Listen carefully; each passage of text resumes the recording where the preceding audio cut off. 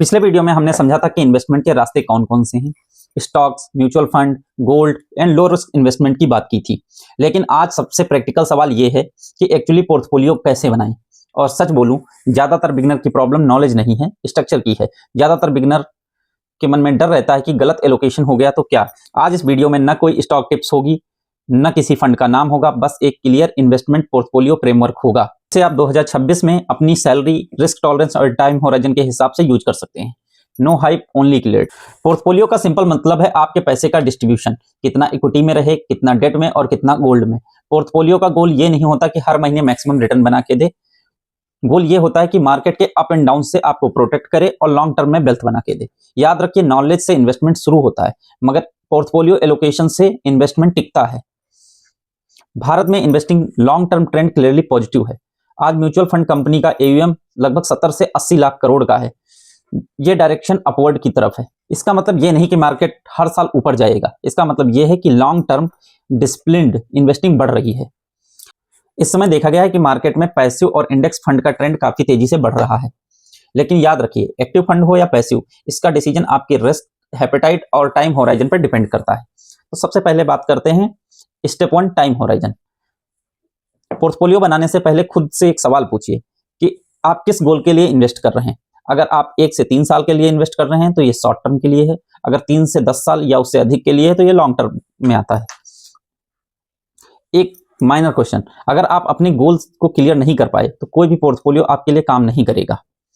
Rule simple है कि short term goal stability जरूरी है और लॉन्ग टर्म के लिए आपकी ग्रोथ बहुत इंपॉर्टेंट है।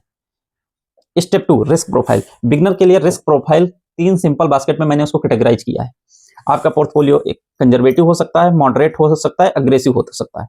कंजर्वेटिव मींस जिसमें आपकी कैपिटल सेफ्टी को प्रायोरिटी दी जाएगी, मॉडरेट बैलेंस रखा जाएगा और अग्रेसिव लॉन्ग टर्म ग्रोथ को प्रायोरिटी दी जाएगी। एक लाइन हमेशा याद रखिए, जो इन्वेस्टमेंट आपकी रात की नींद खराब कर दे वो आपके लिए गलत एलोकेशन है। Step 3, 2026 portfolio template. याद रखिए, यहाँ कोई प्रोडक्ट रिकमेंडेशन नहीं है, ये सिर्फ इन्वेस्टमेंट का फ्रेमवर्क है। पहला, कंजर्वेटिव पोर्टफोलियो, जिसमें debt and low risk instrument 60 से 70% रहेगा। इक्विटी म्यूचुअल फंड के थ्रू 20 से 30% और गोल्ड या सिल्वर 5 से 10% रहेगा। लॉजिक ये है कि इक्विटी लिमिटेड रखी जाए ताकि इन्फ्लेशन बीट हो सके बिना किसी वोलेटिलिटी के। ये पोर्टफोलियो उन लोगों के लिए होता है जो पीस ऑफ माइंड रखना चाहते हैं या रिटायरमेंट की एज में है, जिनको नॉमिनल ग्रोथ चाहिए बट कैपिटल प्रोटेक्ट रहे। दूसरा आता है मॉडरेट पोर्टफोलियो, जो मोस्ट ऑफ द बिगिनर के लिए ये सबसे यूजफुल होता है। इसमें इक्विटी म्यूचुअल फंड के थ्रू आप 50 से 60% एलोकेट करते हैं, डेट 30 से 40% रखते हैं और गोल्ड 5 से 10%। सच बोलूं, 10 में से 7 बिगिनर के लिए पोर्टफोलियो सफिशिएंट होता है। इसमें ग्रोथ भी है, स्टेबिलिटी भी है। बिगिनर इसमें एक और चीज ऐड कर सकते हैं, SIP के थ्रू इन्वेस्टमेंट, जो मार्केट के अप एंड डाउन को स्मूथ कर देता है।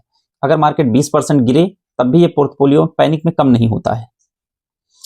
तीसरा आता है अग्रेसिव पोर्टफोलियो, जिसमें इक्विटी 70 से 80% का एक्सपोजर रहता है, डेट में 10 से 20% और गोल्ड में 5 से 10%। ये पोर्टफोलियो तब सही है जब आपका टाइम होराइजन काफी लॉन्ग टर्म का हो और मार्केट के उतार चढ़ाव को आप हैंडल कर सकें। एक इंपॉर्टेंट ट्रुथ, इक्विटी में सबसे बड़ा रिस्क मार्केट गिरने का नहीं होता, इन्वेस्टर के ओवर कॉन्फिडेंस का होता है। अब बात करते हैं स्टेप 4, इक्विटी के अंदर क्या स्ट्रक्चर हमको फॉलो करना चाहिए।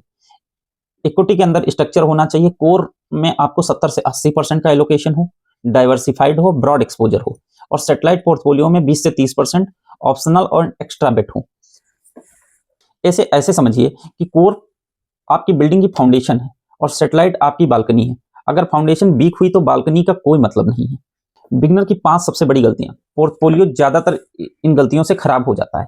एक ही एसेट में सारा पैसा लगा देना, शॉर्ट टर्म गोल में हाई इक्विटी एक्सपोजर ले लेना, बहुत ज्यादा फंड लेना, ओवर डाइवर्सिफिकेशन, गिरते मार्केट में पैनिक सेलिंग करना, टिप के आधार पर स्विचिंग करना। एक बात हमेशा याद रखिए, लॉस मार्केट गिरने से नहीं, पैनिक सेलिंग से ही होगा। 2026 में आपका काम ये नहीं है कि आप हर जगह पैसे लगाएं, आपका काम ये है कि आप सही एलोकेशन करें और डिसिप्लिन के साथ उसको फॉलो करें। अगर आप चाहें तो अगले वीडियो में मैं फ्रेमवर्क 25 से 50 हजार सैलरी के लिए practical portfolio example monthly SIP breakup के साथ समझा दूंगा। कमेंट करके बताइए। अगर इस वीडियो में आपको क्लियरिटी मिली हो तो निवेश पंचायत को लाइक, सब्सक्राइब करना ना भूलें। जय हिंद।